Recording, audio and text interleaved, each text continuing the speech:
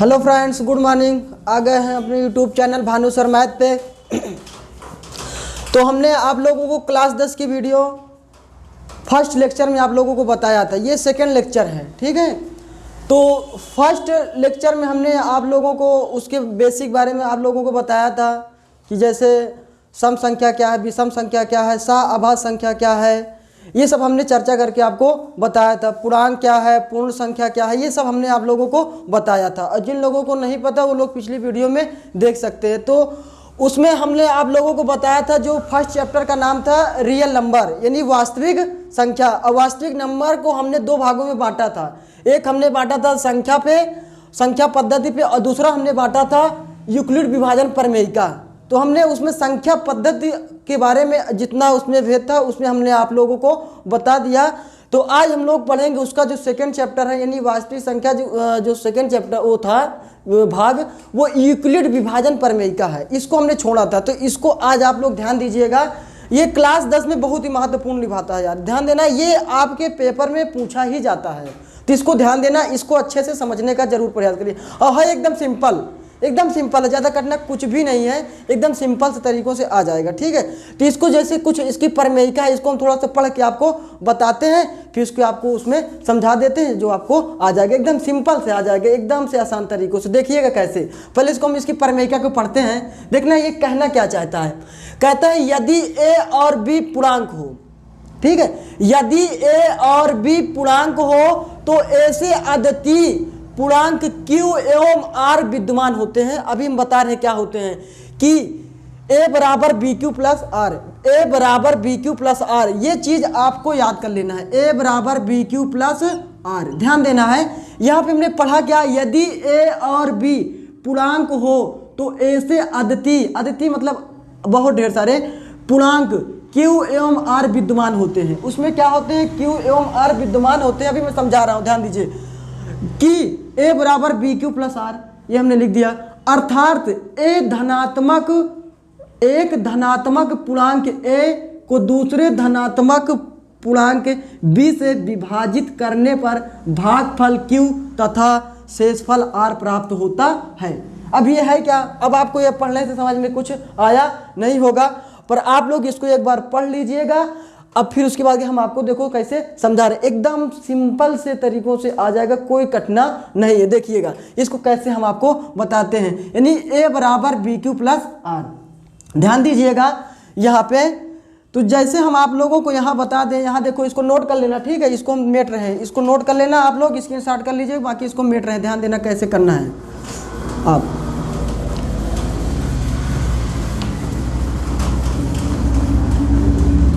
ध्यान दीजिएगा।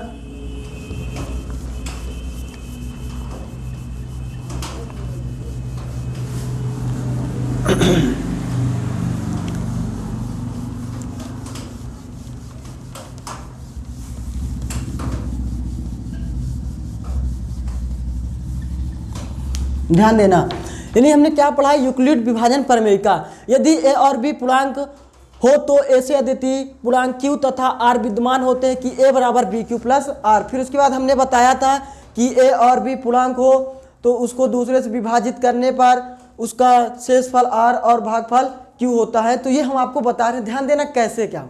अब जैसे आप लोगों ने कभी पढ़ा होगा, ध्यान दीजिए, यही पे पॉइंट को ध्यान देना, यहाँ जो समझाने जा रहे हैं। आप जैसे मान लेते हैं 3 से हमने भाग दिया, मान लेते हैं 8 में भाग दिया, कितने भाग दिया, 3 से भाग दिया 8 में।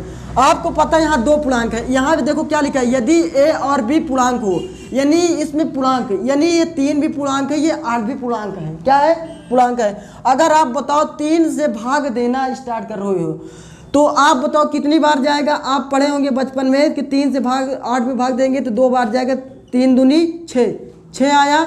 अब 2 बार गया, 2 यहाँ लिख देंगे, और घटाने कितना आ रहा, 2 आ रहा है।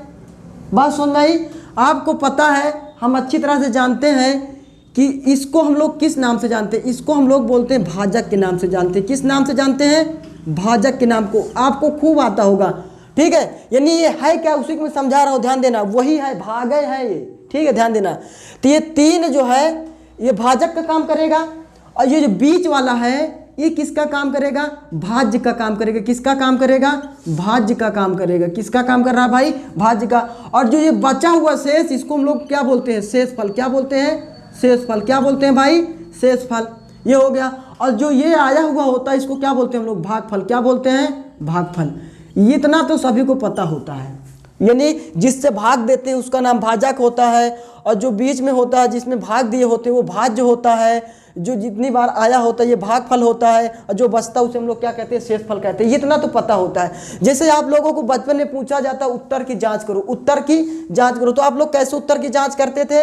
यानी इससे इससे गुणा करते थे, इससे इससे क्या करते? यानी बाहर बाहर, यानी भाजक गुणे भागफल, इससे गुणा करते थे, और जो शेष फल आता था उसको आप क्या करते थे? उसमें जोड़ देते थे। तो जो प्राप्त होता था, क्या प्राप्त होता था? ये वाला बीच वाला प्राप्त होता था ना, इसको क्या किस नाम से जानते हैं? भाज्य के नाम से जानते कि नहीं जानते हैं? यानी इसको, यानी बीच वाला, यानी भाग जिसमें हमने भाग दिया है उसको लाने के लिए आपको पता है हम लोग भाज्य बराबर क्या लिखते हैं? ये भाज्य बराबर आपको पता है, इससे से हम लोग क्या करते हैं? गुणा करते हैं, यानी भाजक गुणे भागफल, यानी इससे से गुणा किया होना, ध्यान देना भाई, भाजक गुणे भागफल, यानी क्या लिखेंगे? भाजक गुणे भागफल। क्या लिखते हैं? भाजक गुणे भागफल प्लस क्या? प्लस, यानी इन दोनों को जब गुणा कर लेते तो इसको जोड़ा जाता था, भाजक गुणे भागफल और प्लस शेषफल। क्या आया? शेषफल। आया कि नहीं आया?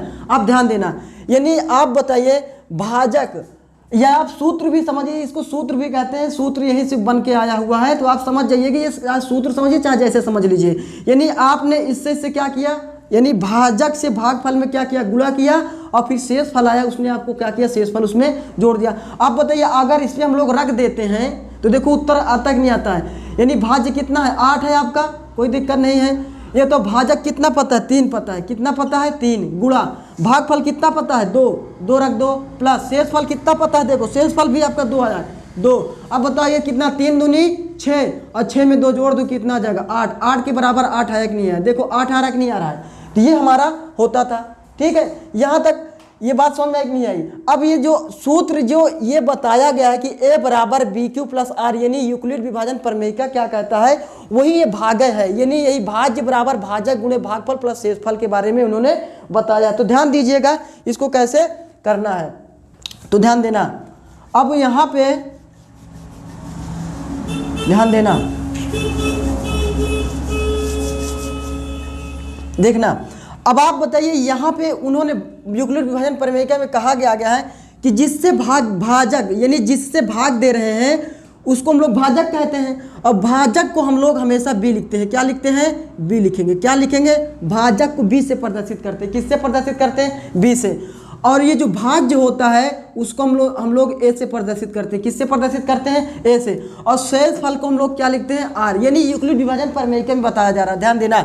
यानी भाजक को बी से प्रदर्शित करते हैं, भाज्य को ए से प्रदर्शित करते हैं, शेषफल को आर से प्रदर्शित करते हैं, और भागफल को क्यू से प्रदर्शित करते हैं। तो आप बताइए इसमें जरा रख के देखो, इस सूत्र पे आप जरा रख के देखो क्या आ रहा है। तो आप बताओ भाज्य के दर पे क्या रखोगे? देखो भाज्य के दर पे ए है तो आप ए रखोगे, बराबर लगा है बराबर लगा लो। भाजक के दर पे आप कितना रखोगे? भाजक के दर पे कितना मानो? बी, तो आप बी रखोगे, बीच में गुणा लगा है। भागफल को क्या रखोगे? आप क्यू रखोगे। क्या रखोगे? क्यू, और प्लस आर दर पे कितना रखोगे? शेषफल, यानी आर। क्या है? आर। आप बताओ यही चीज आया कि नहीं आया? यहाँ पे देखो यही चीज लिखा है कि नहीं लिखा है? बात समझ में यहाँ तक आई कि नहीं आई? ठीक है, यानी a बराबर BQ प्लस R है क्या?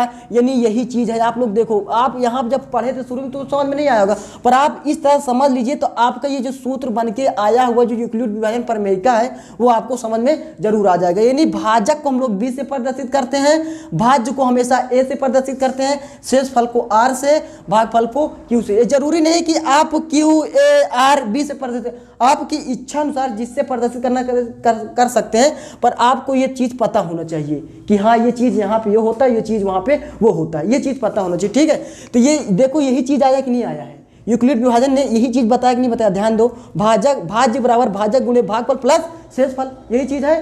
अब आप ध्यान दीजिएगा, यहाँ पे एक चीज और आपको ध्यान देना है, ध्यान ये देना है कि जिससे हम लोग भाग देते हैं, जिससे हम लोग भाग देते हैं, भाग किससे दिए? भाजक से भाग दिया जाता है कि नहीं दिया जाता है? ये कभी भी आप बताओ कभी शेषफल से बड़ा हो सकता है?